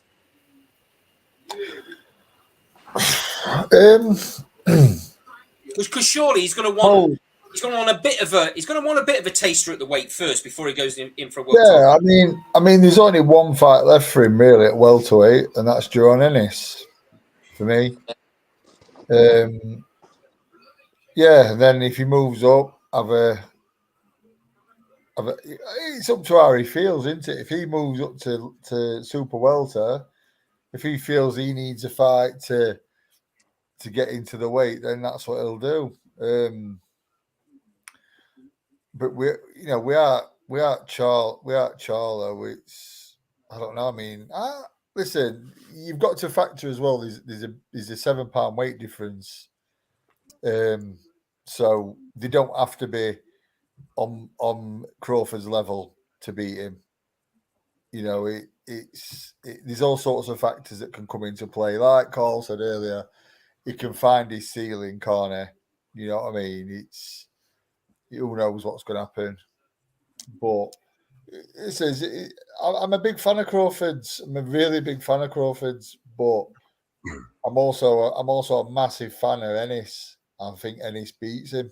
I've not changed, and I've seen nothing to change my opinion on that. That what happened last night was a very, very good performance, and maybe you might think it's a bit harsh to say it, but that wasn't a peak Errol Spence. You know, that wasn't the Spence we're used to seeing. But Crawford can only beat what's put in front of him. Stephen, what's your feelings on Crawford Ennis if it got made? Well, yeah, I think that now Ennis has been sort of the proven number one contender, while the other two have held the 4 belts between them. I appreciate what Terence Crawford can do. I like to say I'm not a fan of a boxer, I'm a fan of boxing. So in terms of what I see with Crawford, you know, it's clear that he is an exceptional talent. He knows his boxing, and we've been watching him since 2014. Well, before that, obviously, but when he come over to Scotland, he hasn't put a foot wrong, and I suspect I still have him favourite against Ennis. I have him favourite against any welterweight. And because Charlo's going up to fight Canelo, was it the 30th of September? I think they've got it. You've got the 4 belts, which are going to get fragmented. I think Tim Tszyu is the number 1 contender. He holds the WBO interim, doesn't he, at light middle? He's going to either be bestowed the champion, or they're going to give him some sort of super fight in Australia, crown him champion, keep him well away from Crawford if Crawford does decide to go up, because Crawford is a shark whatever ocean division he goes into. You need to stay away from him, because there's no one at light middleweight and there's no one at welterweight, I think, who can beat him, although there's still competitive fights. I completely agree with what the other gentleman said about Ennis in terms of his ability, how good Ennis is, and that Ennis versus Crawford makes sense in an ideal world. But the reality is money talks, and a rematch clause, and what Spence, the signals he's giving off at the post-fight press conference, his talk of 154, and I suspect they're looking at a December date as quickly as possible. at 154. And you know what? If the 4 belts with Charlo are split, then what's to say they don't fight for a vacant belt? The powers that be, the Mexican organization, with the Venezuelan, yada yada yada. They'll put one of those belts on the line. It's a massive machine. You know how it works. Charlo will vacate. He'll fight Crawford. The belts will go vacant, and then Spence Crawford rematch 154 vacant world title. I'm right in thinking, aren't I, that the WBO as an organisation, if a champion from the weight below moves up, he automatically becomes number 1 contender at that weight. Yeah, but then the funny situation is here. There isn't a WBO champion at light middleweight if Charlo is going up 2 weight divisions and vacates. Yeah, but what I mean is that will put him in. That he'll get made for whoever the opponent is. He'll become the automatic opponent for the title. Yes, but I think the tangible that we have here is that Spence out trumps Tim Tszyu and the WBO in this scenario, because the Spence Crawford rematch is there's a potential clause, and there's big money. And I think because of Spence's performance, when I was watching it last night, I was saying to my mate, do you know what actually might be the best thing that happens now? It was about 3rd or 4th round that Spence's performance actually gets worse, that he crumbles in such a one-way. I mean, he already did crumble in a one-way fashion, but to such a point where they can use the narrative of the weight to then justify. I was already thinking rematch from a Spence point of view come the 5th or 6th round. And I was suggesting, rather than Spence actually put in a really gutsy effort and lose like a proud warrior, it's almost better that he potentially gets absolutely whitewashed, and then people can then, from his side, say, well, it was clearly not the normal Spence. He was weight drained. The rematch then you start getting an interest in a rematch, and start selling it from that angle, which they'll do anyway. I know that Spence has been a proud loser and a proud warrior in what he's been saying, which I respect and appreciate. But I do generally think that the weight was an issue, massively. He looked like a skeleton compared to the fresh, sort of full-bodied, strong, powerful welterweight future great that we've been watching from 2017 to 2022. That man in there last night was Errol Spence in name, but nothing else. I felt, unfortunately. I want to send him out for 8th round personally. Yeah, I was going to ask this, because obviously Derek James is hailed now as, well, I think he got the title, didn't he? His best trainer of the year. He's got the Charlo brothers. He's now got Joshua. Everyone seems to be flocking to him and giving him all the praise. I didn't see anything in that corner that made me think he was the best trainer in the world. Imran, I'll come to you on this one. Yeah, I didn't either, to be honest. It didn't seem like there was a game plan. I mean, sometimes it comes down to the fighter as well to be able to adjust. I mean, he might be giving him instructions. I didn't really hear what he was. I mean, they didn't really on the broadcaster that I was watching. I mean, they didn't really pan the camera on Derek James that much. So he was giving him some advice, but I couldn't really hear it. But the thing was, I mean, they didn't seem like they came with a plan B, or they didn't. It just seemed because he got knocked down in the 2nd round, and after that, for me, I don't know what you guys thought. He looked clueless. He didn't know what to do. He just seemed like he was swinging. And the thing is, he was swinging wildly. Like some of his shots, he was like swinging wildly, hoping he's going to connect. And it's like he had no idea. Like you're in there with Crawford. You're not in there with. You're in there with a guy that's he's a genius. You need to have some. And then why didn't he box him at range? I mean, why are you trying to try something? I mean, I'm not like I said to you, even Kell Brook had success. I mean, Amir Khan was dropped in the 1st round. I mean, he retreated and started to go in survival mode just to see, all right, how am I going to get through these rounds? I mean, Spence didn't show any boxing now, so any kind of IQ whatsoever for a guy that's been in the ring with virtually all the top welterweights. He's been in there with everybody. He didn't show any kind of boxing intelligence in there for me at all. I got the feeling once he got put down in the 2nd round, which I don't think was a heavy knockdown. No. But the shock of the fact that he'd been put on his butt, and that had never happened in his career, I think it totally took him out of his game. and that's where, in my opinion, that's where the trainer earns his money, because the trainer should be switching him back on. Daz, Imran obviously knows you're a trainer. Stephen, Daz is a trainer, pro trainer. Daz, what would you have been doing with Errol Spence in the corner when he comes back for that second? Because clearly, see it in his face, he was like, "What? What's just happened?" Yeah, you see,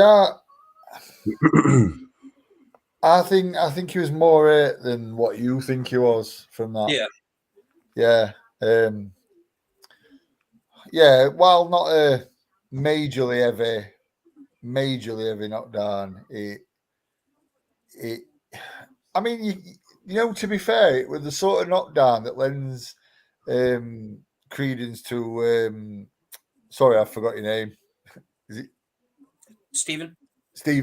It's sort of the knockdown that gives credence to the weight issue. Yeah. To be fair, because you know there was no strength, there was no resistance. They just seemed like it did.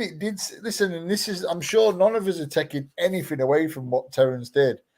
It just lends credence to the fact that it was a shell. But going as it were going through the rounds, I mean, to be fair, the first round, Spence did what I thought he'd do. You know, he was sort of, you know, front foot, bit of pressure, he attacked the body a little bit, and you know, looked all right. But then from that knockdown, it was like just sort of went tits up.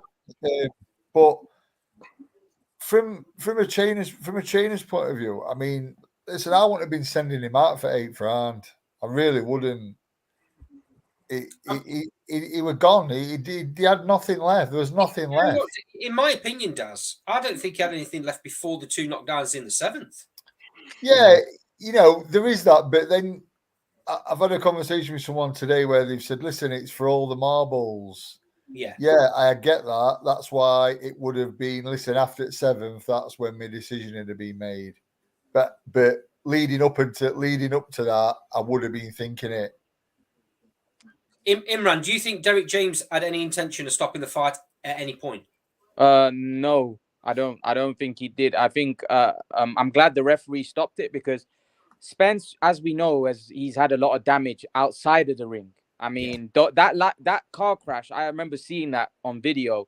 Yeah. I mean, I can't believe how he escaped that alive. I mean, it was so scary, and he must have had a lot of damage, not just physical damage, but mental damage, right? And that sort of accident stays with you for the rest of your life, whether it's physical or mental. You don't get over stuff like that. And that yesterday, after 4 or 5 rounds, Spence's face was a mess, and even his body language, like when he was, you know, when Derek James was communicating with him, his body language and the signs that he was giving weren't right. They didn't seem right. I mean, the doctor came in after the 4th round, and I feel, oh my God, they're going to stop the fight. I'm going to be underchanged here. I mean, I feel like a fight of this magnitude is going to be stopped early. But actually looking back at it, the way the fight played out, it probably wouldn't have been a bad thing if the doctor had waved it off after 4 or 5 rounds, because he looked in a lot of distress. But I felt like it was the warrior in Spence that kept him going. Otherwise, I mean, I think that fight should have probably been stopped a couple of rounds earlier. Interesting comment in the sidebar from Tuiz. The fact that Spence only fought in straight lines, not moving round whatsoever, gave Bud the information to counter really almost anything he threw. Stephen, do you want to react to that? Yeah, I think that, again, echoing the points that we're not taking anything away from Crawford, but I think it was also the self-realization that was just as much of a shock to Spence as much as, God, this guy really is good. I think Spence suddenly felt he wasn't the same as what he had been before. Yeah. I feel that as you know, we know, when you're in training camp and you're cutting weight, you don't. The ideal thing is you don't hit that weight while you're training. You hit that weight for a few minutes, 36 hours at the weigh-in. So when you're going through, when you're training, when you're in camp for 6-8 weeks, when you're doing your drills, your body is not at one. Well, for these guys, but 147. Yeah. And the level and the intensity of your camp, you're not doing it at 147. You're doing a 147, 36 hours, and really those days leading up to the fight, you're ticking over, but you're not going to be doing any hard sparring. You're not going to be doing any hard, intense training because you have to conserve your energy to be 100% maximum, optimum level for the fight. And you are concentrating on your tactics in your mind and physically making weight.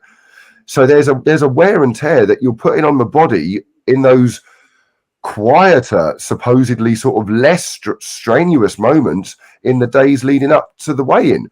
Your body's actually, instead of resting and recovering, you're still putting it under a certain level of strain and shock, even though it might not be a visceral and aesthetically impactful shock, and then the realization of going into the ring on that Saturday evening, that's actually the first time that you fought at that weight, or the first time that you've been cracking with someone, and it's like, oh, why can't I do this? The signal between the brain and the body might only be a microsecond slower than what it was a week ago, but that's slow enough when you're at that level, and that is the problem.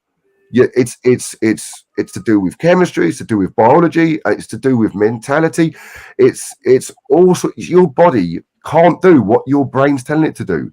I've got a parallel to that, and it's Callum Smith when he went in with Canelo. Yeah, everybody was saying, how's he ever making super middleweight? Look at the size of him. Look at his frame. I have it from a very close source to the camp. I had a conversation around about the time saying that he makes weight. He makes the weight easy. The weight's not the problem. It's what is left over after he's made the weight, and that's probably what's happened here with Spence. He's probably made the weight quite comfortably because he didn't. You look at him on the scales. He didn't look drained. He looked pretty healthy. So making the weight isn't the problem. It's what he's had to do to make the weight and what's left in the tank after he's made the weight. Because let's have it right, he would have gone into fight night at what, 160, maybe even a bit bigger. So he'd have rehydrated and put the weight back on, but that doesn't necessarily mean he's got anything left in the tank. No, that's right. You don't find that out, and like you've just said, you don't find that out until you start throwing punches in anger. Exactly, and it's a good parallel with the Callum Smith because he was able to get away with it against even in the World Boxing Super Series, he had an underpar performance against the Scandinavian boxer, and then George Groves was damaged goods after the shoulder injury, and he had kind of shot his load in like the Chudinov fight, and he had a defense against Cox, and he's levels above Chris Eubank even on his worst day. So it was so going in against Callum Smith, George Groves was a bit of a smokescreen, and I think the best of Callum Smith was when he was sort of smashing people like Rocky Fielding and at European level, when he was blowing people away. It was like, it even crossed my mind back in those days was, God, imagine him going in even with like Calzaghe or Frotch, or just as an interest. You got to think that, even though he was looking like a juggernaut. It was going through people like David Hay used to when he was coming through the ranks and blowing people away at European level. It was like, this is exciting. But then it was about the super fights, and he stuck around, and John Ryder wasn't able to give him the challenge that would expose it to such a level that Canelo did. But John Ryder did enough, and John Ryder was really a blown up middleweight at that point. He wasn't fully into the weight. John Ryder's not a structurally structurally, wasn't a super middleweight then. He's not even a super middleweight structurally. He's with his height, his bone structure. Obviously, as time goes on, he's filled into the weight. But back then, Callum Smith struggled with John Ryder. That was the telltale signs. But money talks, and it's a good parallel because Errol Spence should have gone up to 154 a long time ago. The Terence Crawford fight's looming.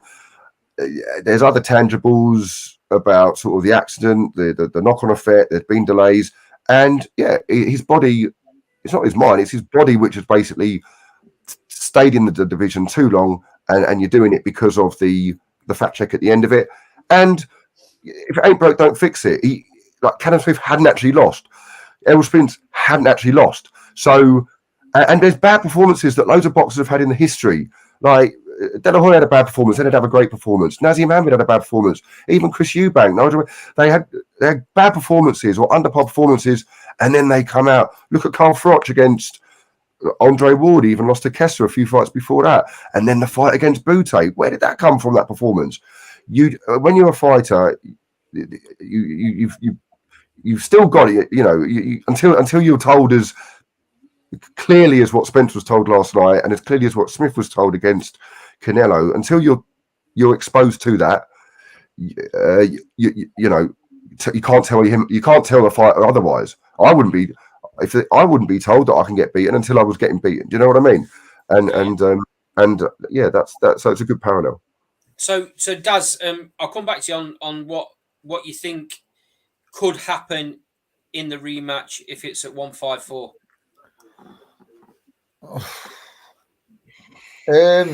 I mean, you can only say, I mean, if the weight has been an issue, if that has been an issue, and Errol Spence at 154 is back to the Errol Spence that we're used to seeing, then it's obviously a lot more competitive fight, isn't it?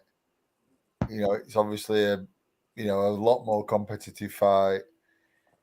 If it's nothing to do with weight and just Crawford's that much above him, then it probably happens again.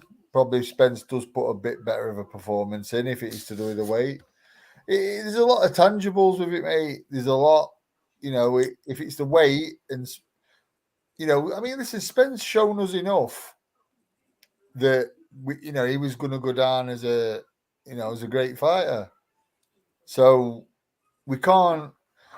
I'm hesitant to say that talent-wise, Crawford's levels above him. I'm hesitant to say that at minute because it's plain to see that there was something wrong with him.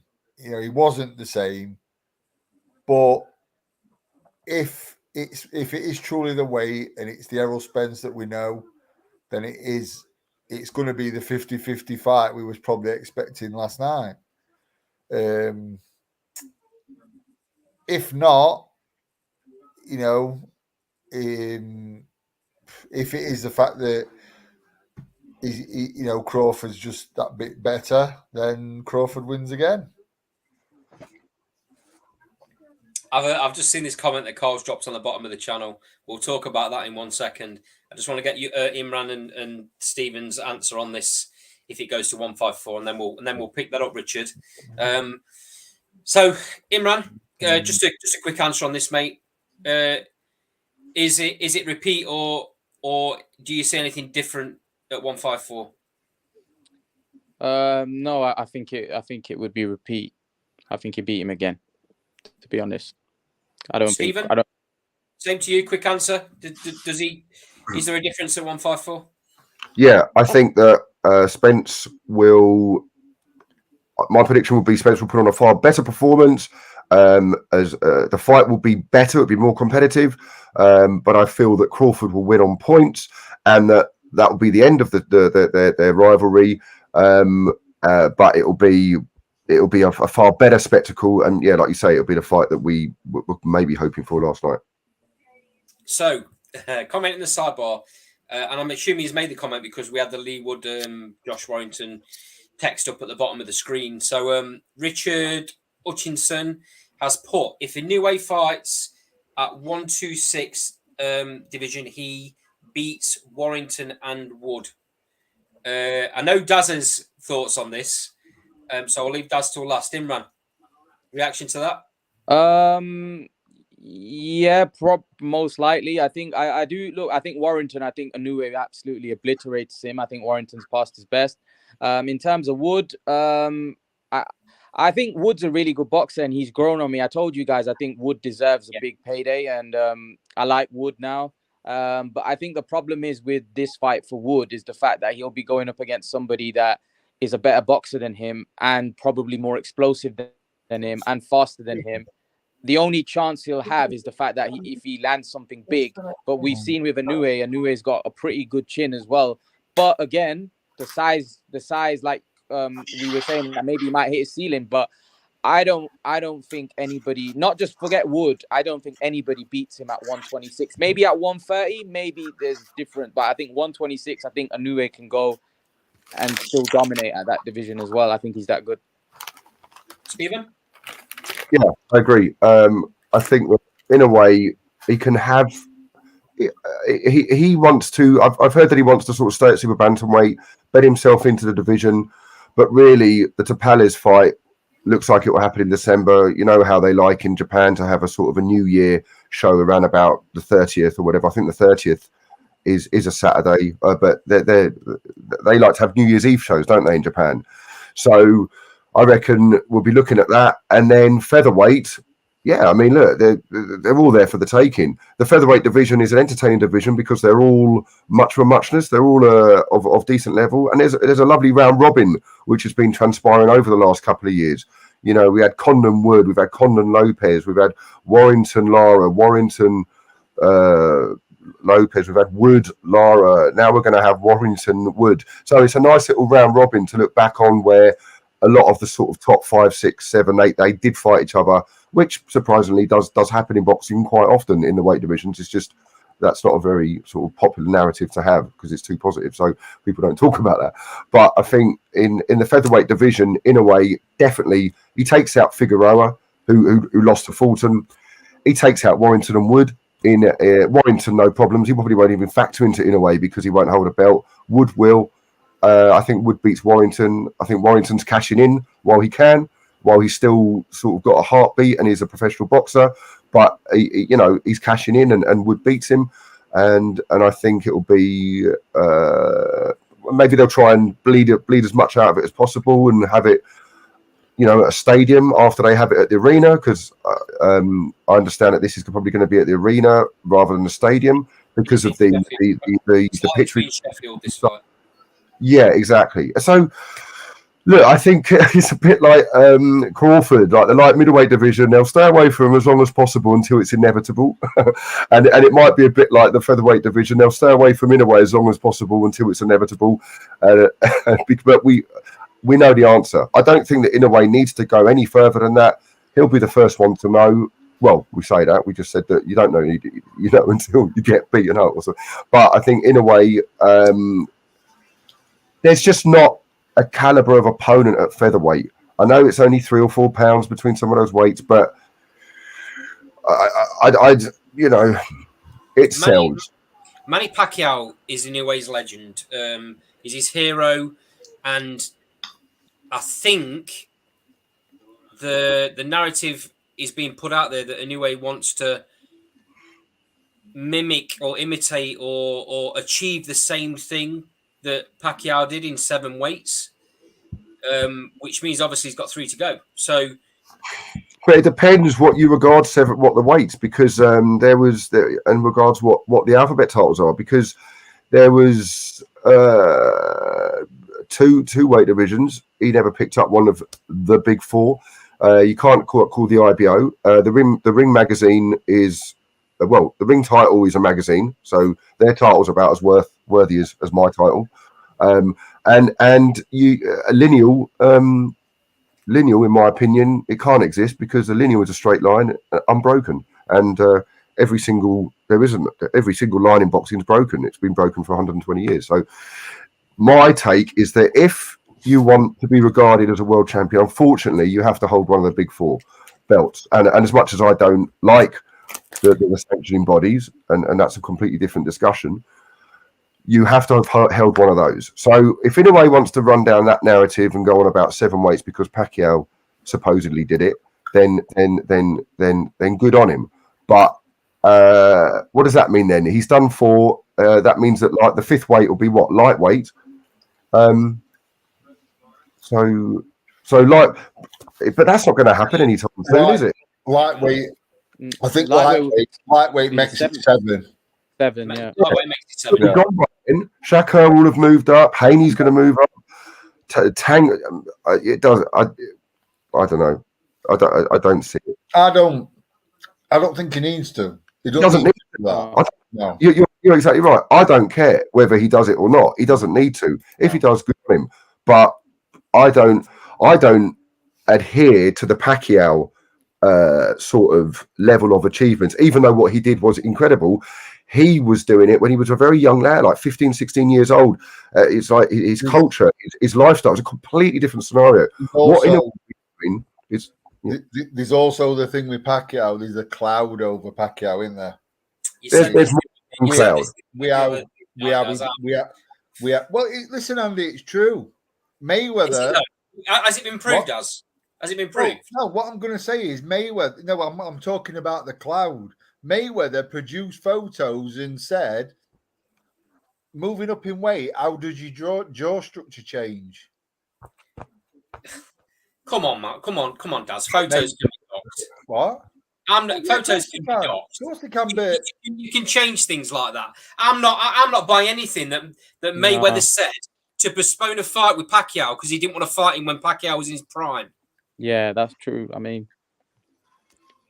mate, I think the problem is it's a very grey area, potentially accusing, like not accusing, but saying that someone may have been on something because he was that exceptional. Because that's what it comes down to. It comes down to people.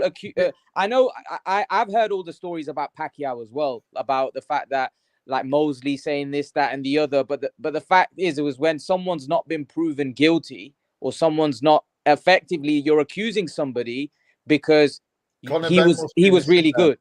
He was really good. That's why the people are. It'd never beat Mayweather, no matter what. Possibly. Would have been a close fight. Mayweather avoided that fight. No, mate, it has been the same result. I don't find that Pacquiao was. But he avoided that fight, though, didn't he, Darren? How did he? Because he didn't want to fight him when he was at his when he was at his best. I mean, come on. Floyd Mayweather avoided anybody. He did. Yeah, he did. Come on. Really? He did. Really? Yeah, I do. Yeah. There's certain fights at the end of his career that he was picking fighters. Yeah, I'm not taking anything away from Mayweather's quality and he's right up there as one of the best ever. I'm not taking that away, but there is times in his career when he's picked fighters at certain times. Yeah. So who was that then? Who? Well, who's he picked? Pacquiao's the prime example. Who? Yeah, Pacquiao was the number one. 5 years too late. Yeah, but is that so? Mayweather. So you're saying that basically Mayweather's not fought Pacquiao and thought, "I'll wait till he gets old." Yeah. No, that's ridiculous. That's what I'm saying. Well, he waited till he declined. That's a ridiculous waited till he declined. Oh, mate, come on. Pacquiao won a world title after Mayweather he was making excuses about how good that. Oh well, Pacquiao won a world title after Mayweather beat him. Mayweather would have beaten Manny Pacquiao at any time during his career. Full stop. The thing is, I don't think you're getting what I'm trying to say. I'm not saying that Pacquiao might have beaten him in 2010. You're saying that Floyd Mayweather avoided fighters. It takes two to make a fight. It takes two. You don't know what Manny Pacquiao has been awkward out of two of him. You don't know that. No, say that again.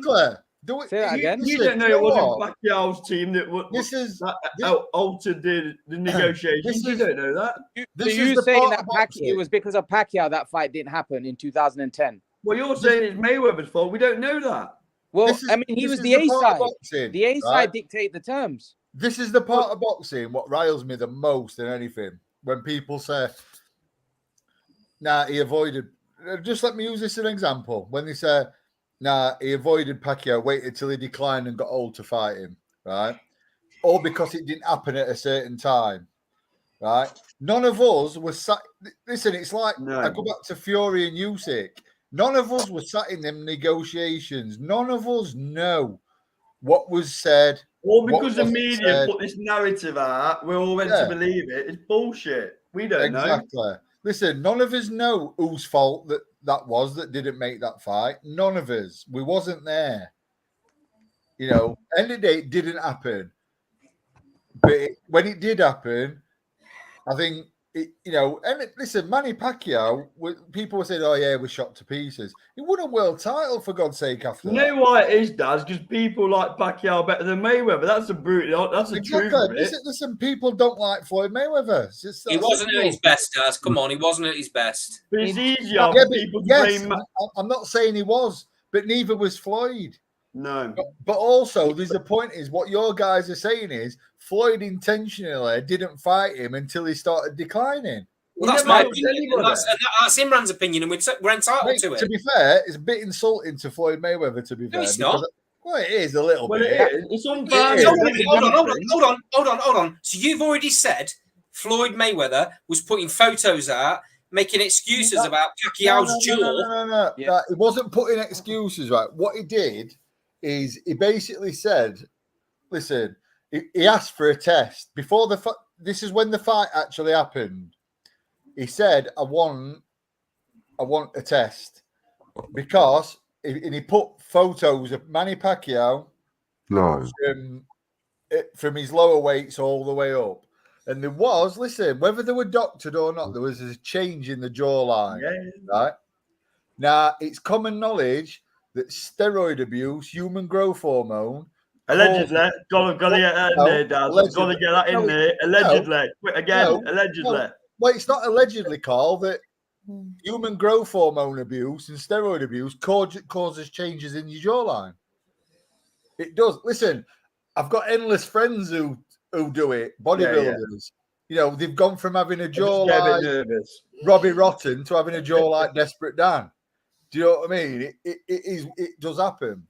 So basically, this is what Floyd's done. Floyd said, right, I want him tested. And I think Manny refused.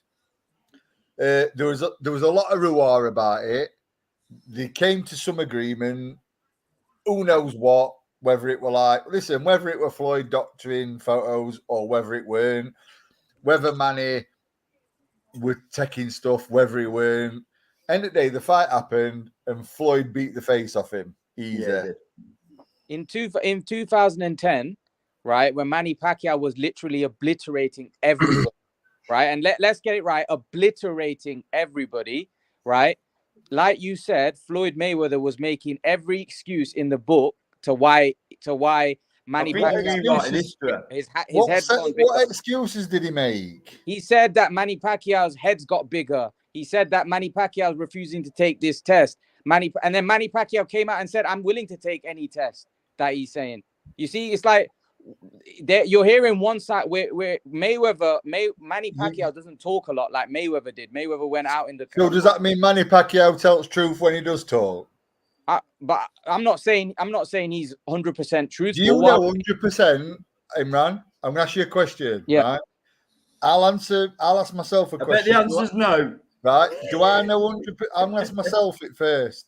Do I know 100% that Floyd Mayweather avoided Manny Pacquiao because he wanted him to decline before he fought him?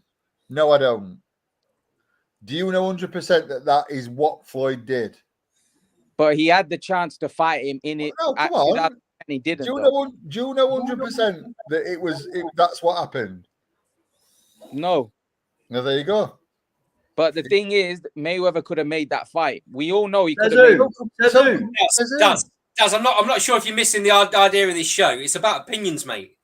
Yeah, I'm giving you mine. I do not think Floyd Mayweather. Yeah, you're saying Imran's full of bull because he's giving you his opinion.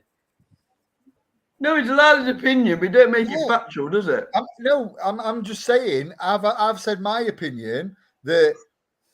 What does any of us know that 100% that Manny was to fall? You don't know behavior. You don't know 100% about any fighter or any big boxing business. Well, then we can just go around. Well, then we're just going to go around in circles, aren't You only know what you're told by the media or by promoters that are pushing their narrative. That's all you know. Yeah, so it's all smoke yeah, and but mirrors. you can't. It always has been. So, It always will. listen, you can't disrespect Floyd Mayweather on media hearsay. Then can you? You can have an opinion, which is what Imran's done. That's all. Darren, Manny Pacquiao at 41 years of age was going to fight Errol Spence.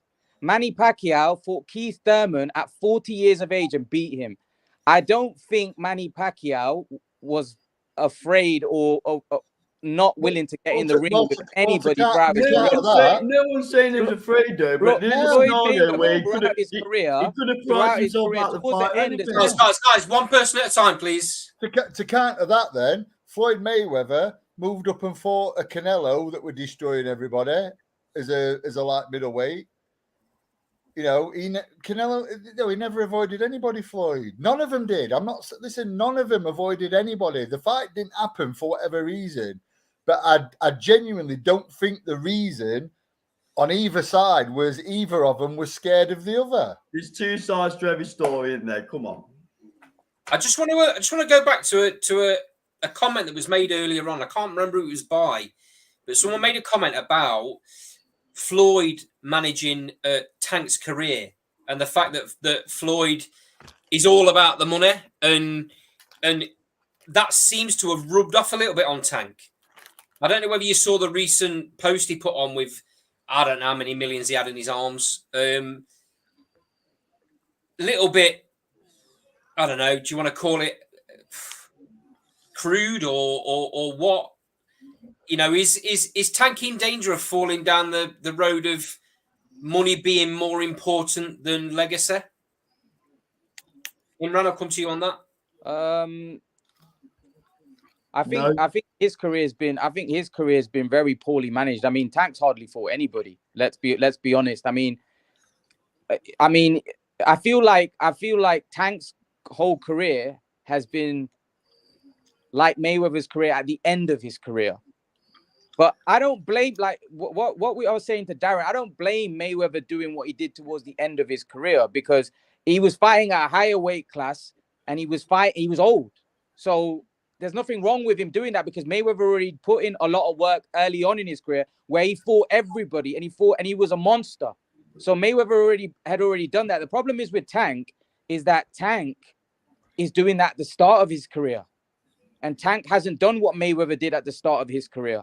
So now we're getting Tank, and we're not seeing Tank in. We've seen him in with Ryan Garcia, but we've not seen him in with Haney. We've not seen him in with Shakur. We've not seen him in with Lopez. There's a lot of other fights that it feels like he's fighting guys that he's not the only one, Imran. Sorry, Joe, but he's not the only one at that weight division not to be jumping in with him, though, is there? Another thing, Imran, just go back to our little conversation with Mayweather and Pacquiao. Jack's just done it. You know, listen, I love Jack to bits. I deal with Jack a lot, his matchmaker. But Jack's just done it. The fight didn't happen because of Leonard Ellerbe. Why? Was you there, Jack? Do you know what I mean? This is. Do you know what? This is probably my biggest bugbear with the boxing business is. Well, it didn't happen, and we've done it before, lads, haven't we? With Usyk and Fury. Yeah. You know, we've had conversation before, haven't we? When it said, "Well, it didn't happen because of Fury." Oh, we weren't there. We don't know why it hadn't happened. Whether it's because of Usyk, whether it's because of Fury, who knows? Darren, you should believe everything you hear on this media outlet, but not on the other media outlet.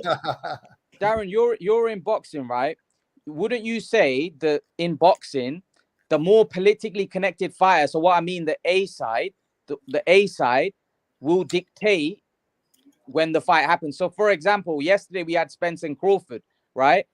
We know that Crawford all along was asking for the fight desperately, right? It's when Spence finally came to the table and said, yes, now the fight's he basically co-signed it, and then the fight went on. So wouldn't you say that the politically connected, the A side has more power, which Mayweather always was, especially towards the end of his career, always was, where everyone was waiting on him when the fights would happen. Wouldn't you say they have more power when the fights take place, the fights that they want. I would agree with you that Mayweather always was the dictator. Yeah, I suppose, you know, a little bit wanted to be in control, sort of thing, maybe. But yeah, but let's have it right, Daz. He is a pioneer, Mayweather, as well. A lot of these fighters at the minute have got a lot to bank him for in terms of way he structures their promotions. Listen, without a doubt. I mean, I think the thing with Floyd is he just changed the game, didn't he? He just changed it. You know, the business side of it. You know, Guys, just dropping onto the comment at the bottom of the screen from Tuiz. Beterbiev Smith's been postponed. disappointing. I don't know why that is. Do any of you know why that's happening? Dental. Beterbiev's had a dental injury. A dental injury? What does that Yeah, mean? It's not. Something's gone wrong with his teeth. Beterbiev don't fancy it. He's waiting until Smith declines. He's adopted the Mayweather approach. He's going to wait until Smith's about 48 and then jump in with him, although he'll be about 50. Beterbiev will be about 80. Yeah. Have we got any idea, Imran, when it's rescheduled for? Has that not been made? No, they haven't come up with that yet. So it's a bit. Man, you're our North American correspondent. You got to do better than that. No, they haven't. No, there's no rescheduled date. It's just they've just announced that it's been postponed, which is disappointing, to be honest. Like, I was looking forward to that fight. Yeah, so was I. Yeah. It's just part of boxing, isn't it? I mean, maybe Beterbiev got hit in the chin and his teeth went flying out. I don't know. But yeah, I don't know. It's interesting. It's a shame, but it'll happen, and when it does happen, it'll be fantastic. He's an old man, though, isn't he, Andy? He's an old man, Beterbiev now. I think Imran, that's the truth. Right time. He's there for the taking. Right, lads, I'm gonna have to jump off. Yeah. Guys, pleasure as always, buddy. Been a pleasure. Stephen, obviously you've been new to joining us on the screen. Yes. What's your insight into Smith Beterbiev? How do you see that happening? How do you see it panning out? Well, yeah. Firstly, gutted, really disappointing that it's been postponed. And if what you guys are saying about the teeth, I don't know. I don't know where to start with regards to recovery time. Hopefully, we see too often where some fights they get cancelled or postponed because of an injury, and then the fight doesn't end up happening because they have to go to different ways. You know, Smith already has had quite his whole career has just been, with the latter part of his career, he's been quite he hasn't boxed that often, not busy enough. This opportunity for him, exciting. I would definitely have tried to have gone to it if it was happening in the UK. But I don't see any reason why not to say that Beterbiev will get the win. I think it's a competitive fight. It's a good fight, and it makes sense. So first and foremost, it's a good fight which should happen. It's not one-sided. But it definitely is, you know, it's justifiably more in Beterbiev's favour because of his form, because of the manner in which he's gone about his victories. He's hot property at the moment, and he's clearly a good professional world champion. You know, but again, he's not invincible. He's been dropped. He's been hurt.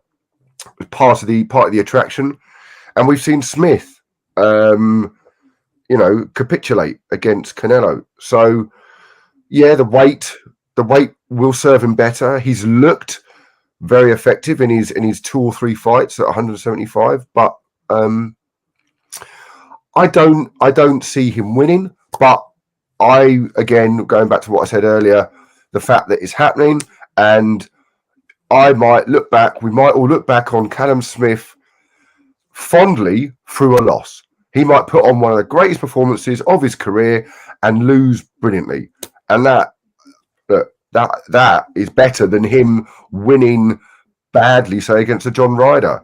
it brings up that argument. What's better for your career? Just get in there and do it. And Beterbiev Smith is one of those fights that boxing needs to deliver and is delivering. Imran, your reaction to Stephen's comments? Like for me, like when I first saw Smith, I was very high on Callum Smith early on. Then I went off a little bit because, as you, Stephen, pointed out during the Super Series, I thought his performances were a little bit, when he got to world level, I felt he would be more spectacular. Now, when he fought Canelo, it was what it was. I don't think the performance was great, but I don't agree in the sense that I don't think Callum Smith can lose this fight. I don't think he'd be looked.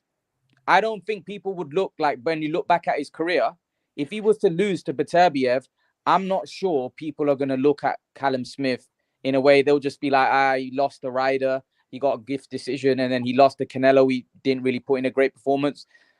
I think Beterbiev's 40, right? He's 40 years of age, 39, 40, right? I predict Beterbiev to win. However, for me, Callum Smith's got to win this fight. If Callum Smith wants a legacy like I thought he would have when I first initially saw him against Rocky Fielding, I don't think this is a fight where he can go in and look good like Yard did, because even Yard looked good. Even Yard looked good against Beterbiev. He needs to go in and win. I don't think anything but a win. And that might be high pressure.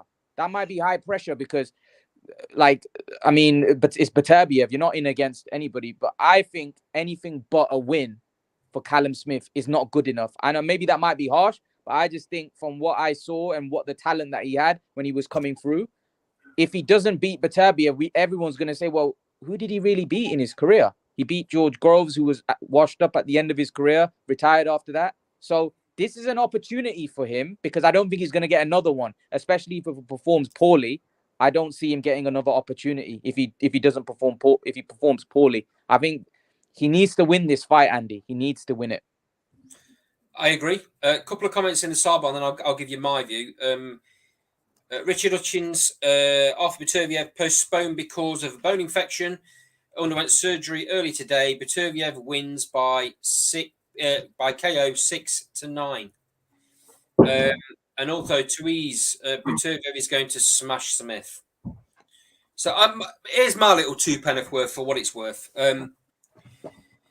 I really do truly believe that you didn't see the best Callum Smith at the latter part of his super middleweight career because of the weight. He was way too big, and I don't think he had much left after he'd made weight. I think he's a completely different animal at light heavy. I think he's the couple of fights he's had. I agree with you, Stephen. He hasn't been busy enough, but you can argue you can put that about all of his career. He's not been busy enough. It's as though that Super Six, he should have been priority at Matchroom, priority, and he wasn't. I don't know why that is, because I think now at this weight he's an absolute animal. I really do. He's filled out in the way. I actually think he's getting Beterbiev at the right time. It is still very dangerous. And the last thing to go is your power. So that's always going to be there. But I think Callum Smith generates serious power as well now. And I actually think he stops Beterbiev, and I think he stops him mid to late rounds. For what it's worth. But I agree with you, Imran. He definitely has to win this fight. Yeah, I think he has to. I don't think anything but a win. I don't think people will look back at Callum Smith the way they should really, because if you look at it, his resume will be kind of weak, because even like if you look at what Ryder's gone on to do with Canelo, Ryder put in a great performance, and most people think Ryder beat him. A lot of people thought that was an unjust decision. So when you think about it, his biggest fights against the most active guys and the guys in their prime, he would have lost. And you'd probably say that Beterbiev now, and if Smith does win, you don't want to take away credit. You'd probably say Beterbiev at 40 is probably slightly past his. He's not as going to be as good as what he was maybe 4 or 5 years ago. So he had more left than I thought, Imran, in the Yard fight. I've got to be honest. Yeah, to be fair, he showed a lot of toughness and he wore Yard. But again, we've always thought that Smith is far better than Yard. Yep. And this is the point I'm trying to make. If Smith is far better than Yard, then anything but a win, because Yard had his moments in that fight where you thought, oh, is the monster going to fall here? So that, having said that, you'd say Smith's a better boxer technically than Yard, right? I agree. So he needs to win. I mean, I don't think there's any other result for him will be looked down, because people will say if he puts in a good performance, and like you said, that if he puts in a good performance, people will say, well, Yard did that as well. So I mean, what's the difference? Like, I just think he's got to win. I think if he wins, I think that really propels his career. But here's the thing, Andy, just a quick one. If Beterbiev's pulled out, do you think Hearn might make Beterbiev Bivol, because Bivol hasn't got an opponent? This is what I was saying. It might one of those horrible things where a fight gets postponed or because of an injury, and then it never actually. If he does that, yeah, Callum Smith has to leave Matchroom. Why do you think he doesn't beat Bivol? You said Beterbiev Bivol. No. I'm saying Callum Smith Bivol. Oh, I guess there's a possibility there, but he's not mandatory for Bivol, though, is he? That's the problem. No, but Bivol hasn't got an opponent. He's looking for somebody to fight. So Callum Smith would be the perfect opponent, right? Yeah, there's that potential. In my opinion, it's a much more difficult fight against Bivol than it is against Beterbiev. Exactly. Yeah, so that's the thing. So you might end up losing, potentially fighting a guy for 3 belts, which is an easier fight, than fighting a guy for 1 belt who might even school you and make you look bad. So, it's definitely a more difficult fight. I'm less confident in Callum Smith beating Bivol for certain. Yeah. I am very confident that he can do the number on Beterbiev.